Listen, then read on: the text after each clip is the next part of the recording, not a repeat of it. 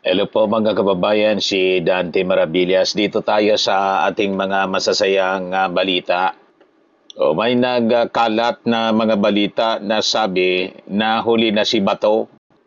Ito post ni 31 Million Movement. Sabi po, ingat po, totoo ba to? Ingat sa biyahe.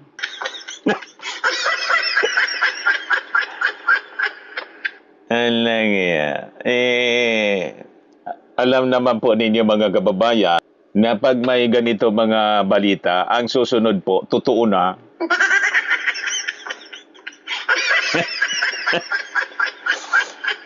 Ito'y kumakalat pa lang. Remember mga kababayan, yung unang kumalat na balita na si Bato de la Rosa daw, may warrant of arrest na. Then, ayaw maniwala. Ayun, mayroon na pala.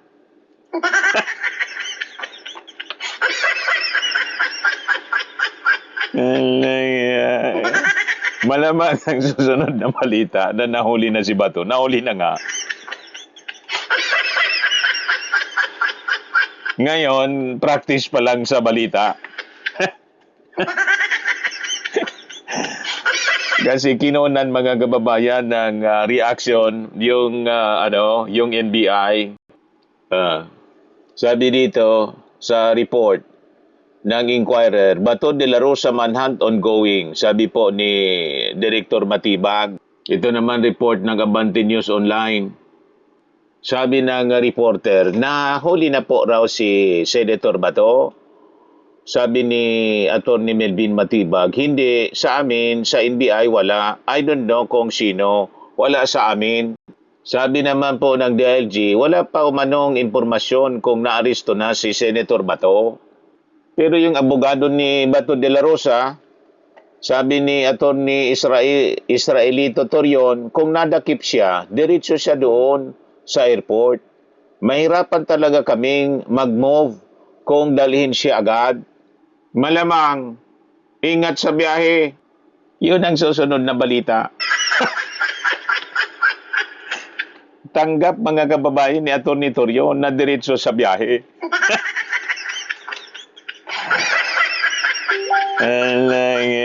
Paano na yan, Senator Bato de la Rosa? Tanggap na ni Atty. Torion na diretso ka sa biyahe.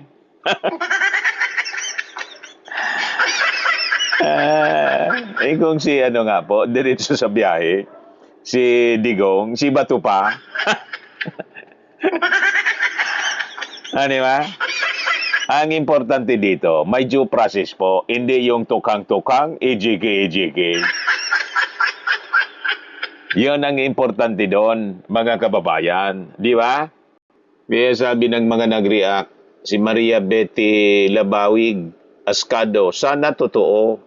Sabi ni Den Panlican, Christmas in August. Sabi ni Edward Maximo, welcome to The Hague na to. Kita mo, excited yung mga netizens na ibiyahe si Bato.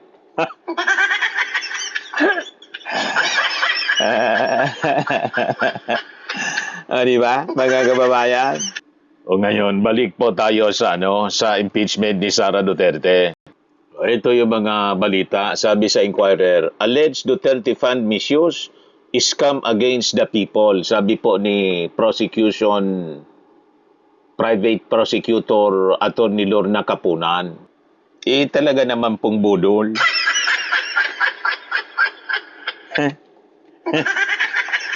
Nabudol, pati po si PBBM, tiniwalaan po ni PBBM ng confidential funds. Ayon, nabudol.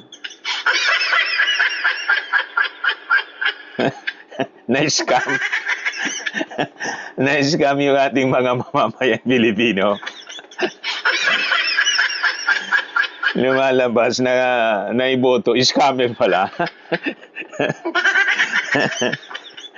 Yung 32 million na mga bumoto, kasama na ako, na-scam.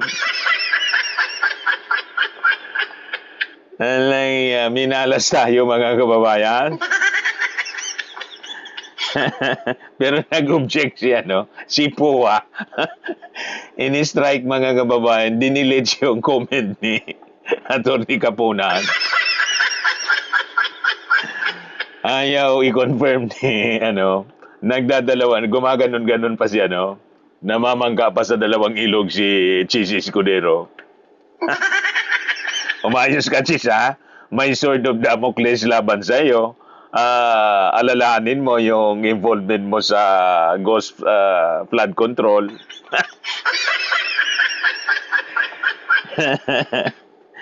Ayusin mo yung pag-preside mo dyan. Baka sumunod ka kay Jinggoy at Marcoleta.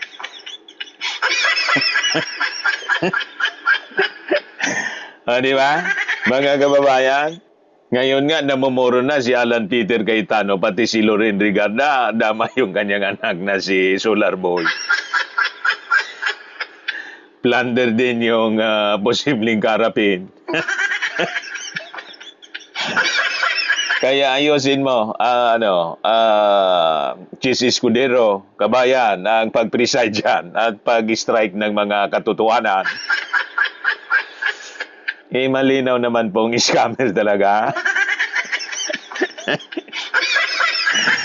Na-scam yung ating mga mamamayang Pilipino, sabi ni Atty. Kapunan, pinatanggal yung komento ni manifestation ng prosecution. Ayaw mapakinggan ni Chis Escudero yung katotohanan. Di ba? Mga kababayan, ito yung prueba ng scam, rental ng safe houses na 16 million sa loob lang ng 11 days. Grabe ang average, 1.45 million kada araw. Iba talaga ang galing mo pagdating sa pera ng bayan. BP Sara, post ni Mark Ian Everyday. Ganon kamahal yung mga safe houses, mga kababayan. Yung isang safe house po, ang halaga per night, 250,000. Kung hindi scam yan, anong tawag ninyo dyan? Di ba? May iba pang tawag ba sa ganyang uri ng paggastos kung hindi scam? Kaya tama po si Atty. Kapunan na scam yung ating mga mamamayan sa paggamit ng confidential funds ni Sara Duterte. Pinatanggal ni Chis Escudero yung statement ni Kapunan. Nag-object si Pua. Baga sangkot din sa scam. Siya yung spokesman ng OBP at saka ng DepEd at tagapagtanggol. Langya talaga. Ito yung kaya may base yung mga statement ni Atty. Kapunan. Ito yung ebidensya ng scam. Ayan cash advance recipients on the OBP's confidential funds. Mga pangalan ng recipients, Mary Grace Piatos, Rinan Piatos, kapatid siguro ito o baka tatay, Nova Santos, Miko Harina, Janice Marie Revilla, Patty Ting, Andy Lim, Alejandro Piquet, Fiona Biong, Sifronio Balsac, Gabriel Bisaya. Ano kayo ngayon? Wala yan lahat, birth certificate, marriage certificate, death certificate. Kung hindi scam, naputano yan na po ng PSA, sertifikado. Pagkatapos yung mga pirma sa acknowledgement receipts, puro piki. Mga 10 lang ang gumawa. Malamang mga staff ni Sara Duterte. Kung hindi scam, ano ang tawag po ninyo dyan? Kung hindi scam ang tawag dyan, ano ang tawag ninyo?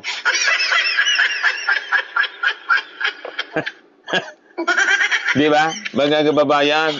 Ito pa yung mga nauna na na-mention na mga pangalan. Names on record, sabi dito. Miggy Mango, Fernando Tempura, Chippy McDonald, Gina Colca, Lucky Yu Tenko, Dodong Bonal, Pining Garcia, Ray Pinocchio, Mikoto, Poki ko. Cindy Kato. Imagine that. Gina Hasa, Xiaomi Otso, Maluwang, Sino Pasya, J. Kamote, Alan Dico, Adadi, tumuwad siya. Tumuwad siya.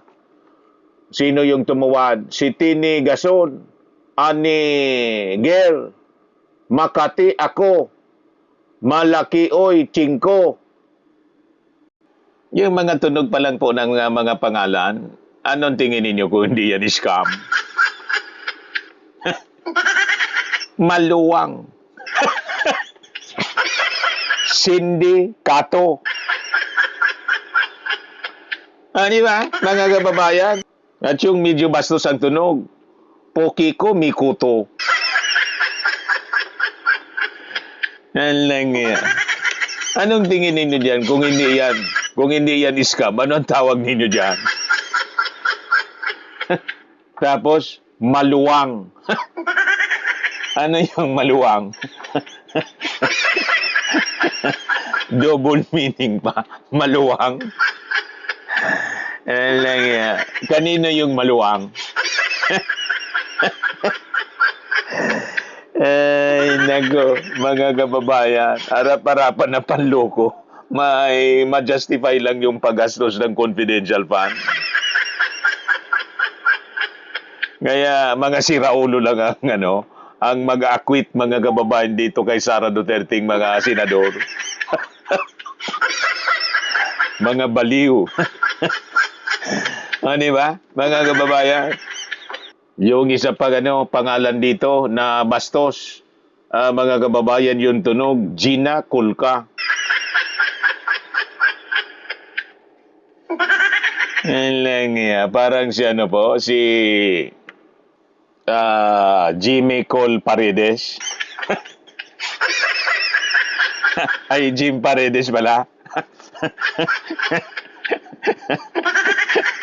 Yung Jim Paredes yun, yung apo. Yan lang yan.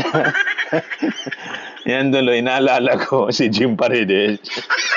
Gina Cole. Paredes. Ay, nako talaga ito. Love trip mga kababayan. Tunog ayoko sana, tunog bastos. Kaya lang, yun ang sabi dito. Tignan ninyo yung pangalan, mga kababayan. Yan Gina Kulka. Diba? Maluwang. Mikuto Pokiko. Diba? Tapos, Makati ako. Ayan ang mga Ito, Ginahasa, tunog ginahasa. Sindikato. Puro scam yung pangalan. Bodol na plus.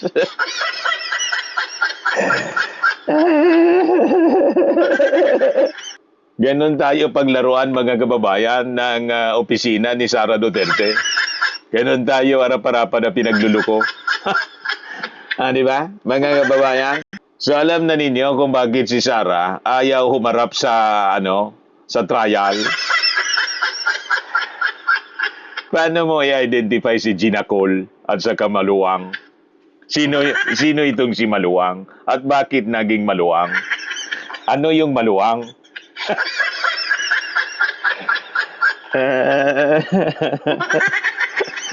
Di ba? Ito, post ni Breaking News, sabi ni Yayam Dizon. Imbes na breaking news, ito ang yung identity pala, mga kababayan. Janice Marie Revilla, kamukha ni Sara. Nova Santos, kamukha pa rin ni Sara. Si Mary Grace Piatos, kamukha pa rin ni Sara. Si Patty Ting, ganun din, kamukha ni Sara. Pati si Fiona Byung at Miko Harina, lalaking kamukha ni Sara. Lumalabas yun ang totoong identity nitong mga pangalan na ginamit mga kababayan na wala man birth certificate, marriage certificate, death certificate. Yun ang totoong identity. May iba-ibang personality. Pero isang kamukha, si Sara Duterte.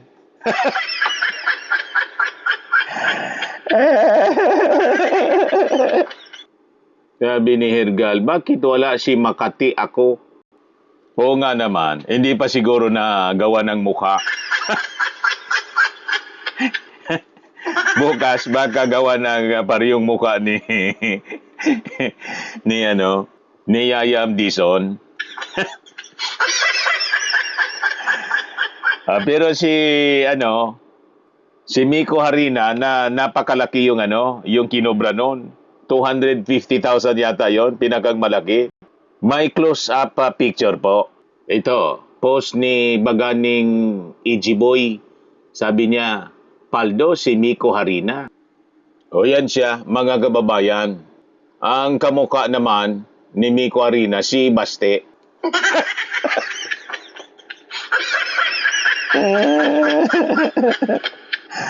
Di ba? Mga kababayan, yun yung kamukha. Ito, post mga kababayan ni Mark Ian Everyday. Sabi niya, imagine defending a 40 million fund of Sara Duterte spent on gamot at tables nang walang kahit isang resibo. Grabe, di ba? Daig pang bumili sa talipapa. Yan o. Walang resibo versus may resibo. Yung walang resibo, bumili raw ng gamot worth 40 million pero walang resibo. Ang pangalan, Andilim. May kamukha ito maaninag natin. Sino kaya ito, mga kababayan? Parang nakita ko na to sa presscon. Kamukha ng nagmumura po. Kaya lang ang pangalan niya, Andilim. Kaya maitim. Namumukhaan niyo po kahit ang dilim? Pati budi nun ang dilim. Yung nagbanta yun kay President Bongbong. Yung kamukha. Nagbanta kay ibibihim kay Lisa at saka kay Martin Romualdez. Langya talaga ito mga netizens ko. Kaya sabi ni Ashley Garbin, bukas sa pagpapatuloy ng impeachment trial, baka may asawa pala itong si Andilim. Si Madilim na manugang ni Kulimlim.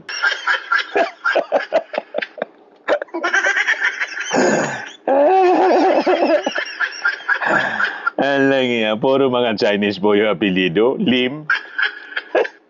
Ano kaya ni dating Mayor Alfredo Lim? Yan si Mayor Alfredo Lim, naging senador din. Siyempre, yung mayor ng Maynila, may confidential funds din. Hindi nasangkot sa ganitong mga anomalya. Walang ganon, mga kababayan. Yan lang po ang ating episode ngayon ng Laugh Trip Ngani. Ngayon, kung napasaya kayo ng ating episode ngayon, click subscribe po ninyo yung ating YouTube channel, Laugh Trip Ngani. At para makaganti kayo sa mga DDS na laging nagpapakalat ng fake news, i-share ninyo po ito sa kanila. Para uminit yung ulo. Amanos na kayo. Anyway, ako po si Dante Maravillas. Bye-bye po, mga kababayan.